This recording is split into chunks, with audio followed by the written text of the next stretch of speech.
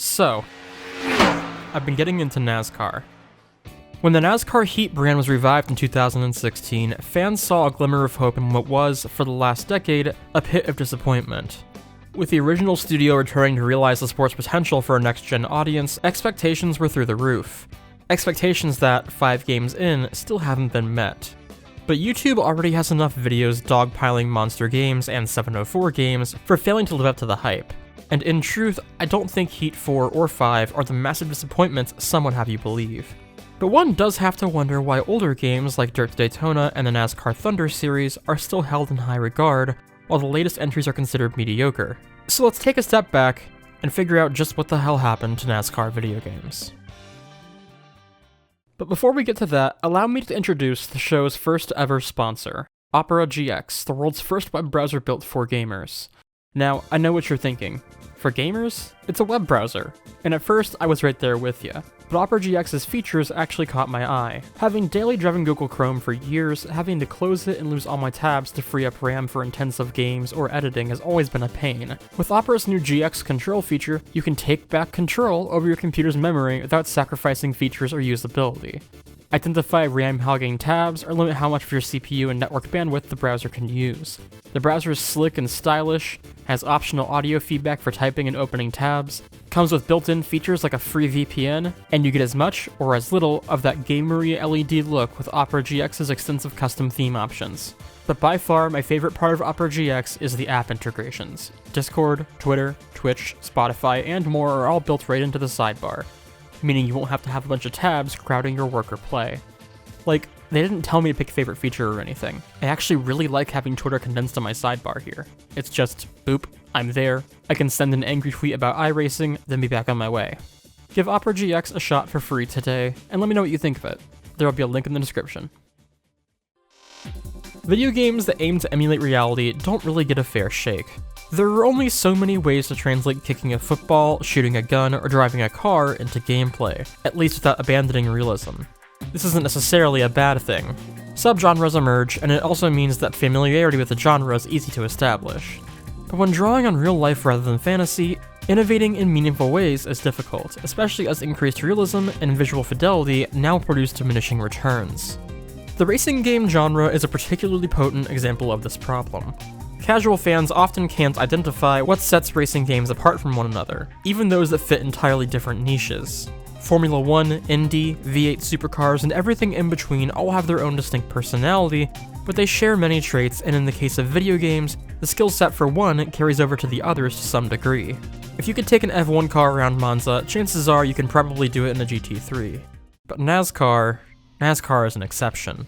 And because it's so different, it's a refreshing change of pace for the racing game fan who thinks they've seen it all. American stock car racing is perhaps the most unique motorsport in the world. Basic understanding of how cars work will persist, but from there, you've got a lot to learn. Stock car racing is the only contact motorsport, and coming from a game where the lightest tap sends you to the pits or worse, that's quite an adjustment. In the old Wild West days, there were so many NASCAR games being made, official or otherwise, but by the 2000s, semi-exclusive licensing deals have been made, and this is when things got serious. On one hand, fewer NASCAR games means fewer options, but if you were making one of 2 annual NASCAR games, you were guaranteed a cornered market, meaning the publisher was more willing to dump resources into the game. The EA Sports era started strong and produced what many believe to be the golden age of NASCAR games. But the later years of EA's reign over the NASCAR IP coincided with the publisher's transformation into the company everyone loves to hate. Annual releases became nearly indistinguishable, next-gen versions were lazy and missing content, and by NASCAR 09, they couldn't even be asked to license the cars from Ford, Chevy, or Toyota. Meanwhile, NASCAR's popularity as a sport had been in decline since the mid-2000s, long before the racing game bubble burst. Oh god, it doesn't turn. Ugh. No wow, shit, who saw that coming? The NASCAR doesn't turn right? As things got worse for the sport, so too did the sales of the annual NASCAR game. When EA's NASCAR contract expired in 2009, nothing immediately took their place. NASCAR tracks and stock cars started appearing in other games, but the next era of dedicated NASCAR games wouldn't begin until 2011, at which point Eutechnyx took the reins. If I had to pick a word to describe Eutechnyx as a whole, I'd be hard-pressed to choose between inconsistent and underwhelming. At their best, Eutechnyx made passable if janky games, but at their worst, their games are so awful that they stopped putting their full name on future releases out of embarrassment. The worst part is, having sampled the ETX titles, they genuinely aren't that bad at being NASCAR games. The foundation was solid. The issue is polish, features, and content. Why does NASCAR 15 only have the Cup Series when Dirt to Daytona has dirt, truck, and bush on top of the big league? Why don't we get to see photos of drivers or cars before selecting them? And why is the PC port one of the most broken games I've ever played? Both the late EA and the Eutechnics era of NASCAR games smack of apathy on the part of the publishers. People behind these games clearly wanted to make something decent, but were so strapped for time, money, or both that it simply wasn't in the cards. A sentence so familiar, I swear I've written it before. When 704 Games took over and announced that Monster Games would be returning for the next era of NASCAR games, it finally seemed like we'd get something good. The original NASCAR Heat and its sequel were solid, and Dirt to Daytona was years ahead of its time in terms of features. It still holds up as a genuinely fantastic game in pretty much every way. There's enough depth and variety to satisfy hardcore fans, but it's all accessible enough that newcomers can pick it up and have a good time. NASCAR Heat's reboot, on the other hand, had Clear high. a rough start, to say the least. But 5 entries in, it's altogether competent. In truth, I'm really enjoying it. The bugs have been largely ironed out, the other disciplines have returned, and the physics have progressed very nicely. With Heat 4 and 5, Monster and 704 Games have largely replicated everything that made the older games so great. But maybe that's the problem.